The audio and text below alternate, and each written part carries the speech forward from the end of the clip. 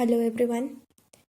As we are continuing with the last part, so firstly revise the last part which we have already covered, that is consumption function.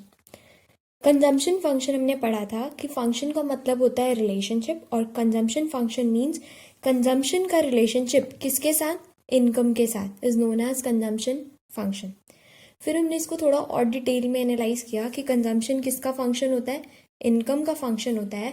और हमने सीखा इसके दो parts होते हैं, एक तो होता है एपीसी और दूसरा होता है एमपीसी.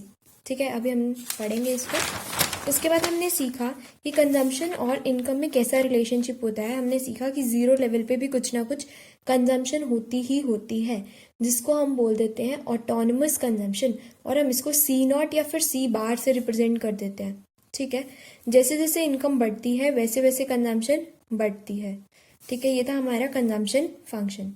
फिर हमने बात की थी कि कंजम्पशन फंक्शन के टू टाइप्स होते हैं, एक होता है एपीसी और अनदर इज एमपीसी.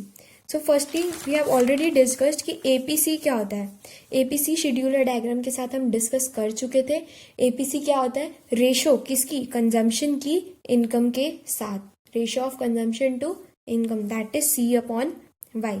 और सी हमने पढ़ा था जैसे जैसे इनकम बढ़ती है वैसे वैसे कंजम्पशन बढ़ता है.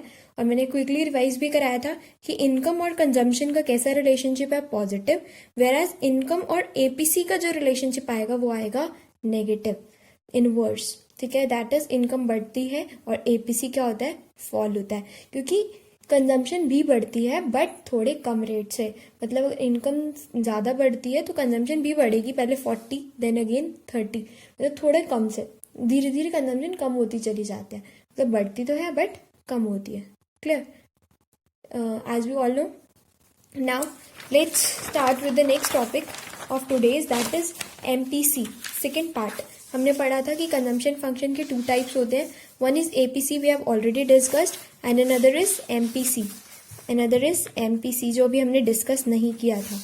ठीक है, अब क्या होता है एमपीसी. एमपीसी क्या होता है, मार्जिनल प्रोपेंसिटी टू कंज्यूम.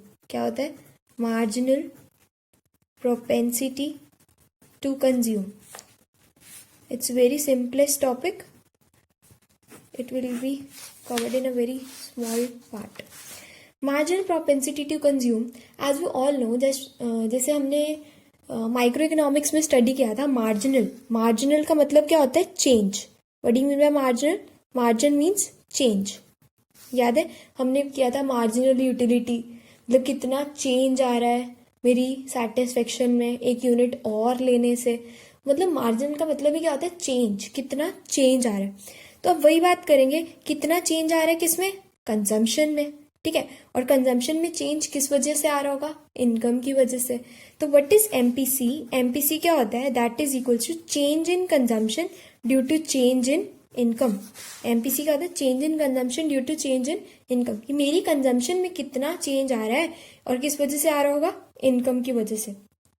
तो what is MPC, it refers to ratio of change in consumption to change in income in an economy during the period of 1 year. Clear है कि एमपीसी होता क्या है, कि कितना चेंज आ रहा है मेरी कंजम्पशन में due to change in income. Clear है.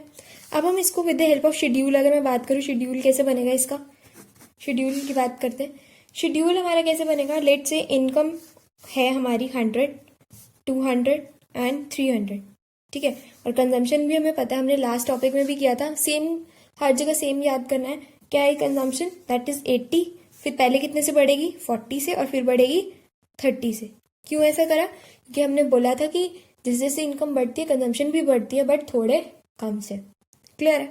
अब वाई आ गया, सी पता है, अब क्या निकालना पड़ेगा वाई के लिए, मुझे एमपीसी के लिए क्या चाहिए, डेल्टा सी, और क्या चाहिए, डेल्टा वाई. तो सबसे पहले क्या निकालो, डेल्टा वाई, मतलब चेंज इन इनकम.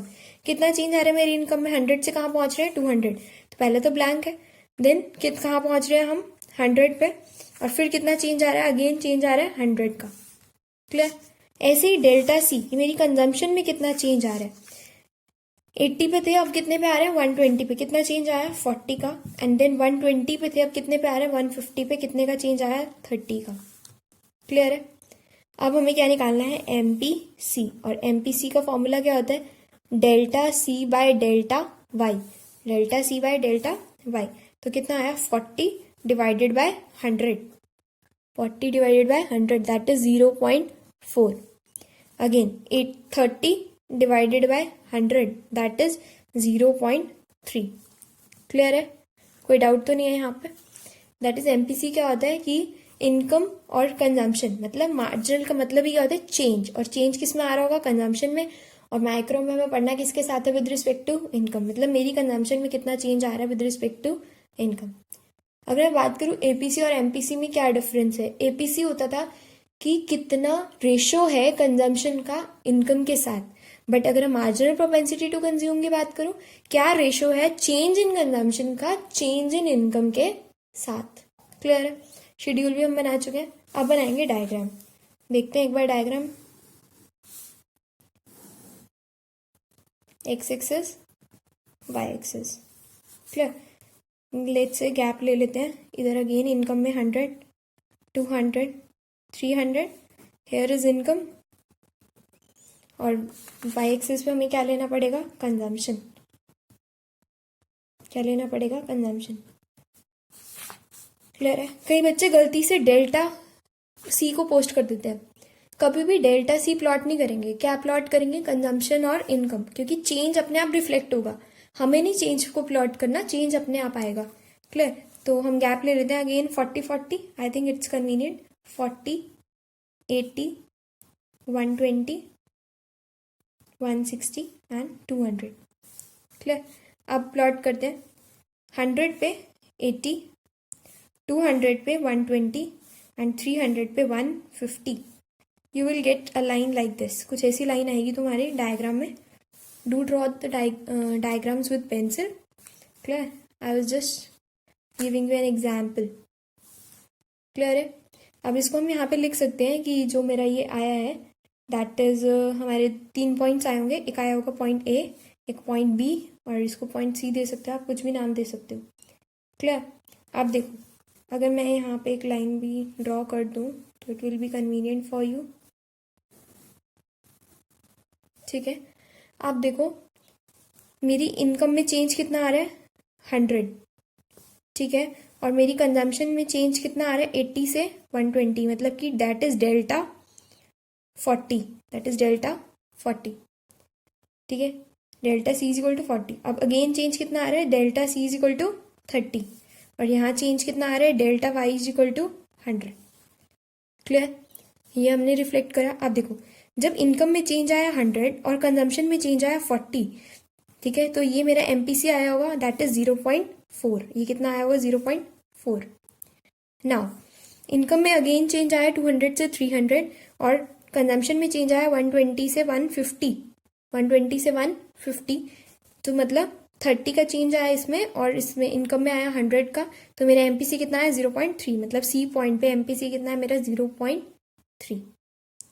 क्लियर है, अगर मैं इसको अगेन डायग्राम और शेड्यूल को एक्सप्लेन करूं तो हमें क्या पता लग रहा है इस डायग्राम से, हमें ये पता लग रहा है कि एमपीसी, अगर मैं बात करूं इनकम और कंजम्पशन का अगेन रिलेशनशिप कैसा होता है पॉजिटिव।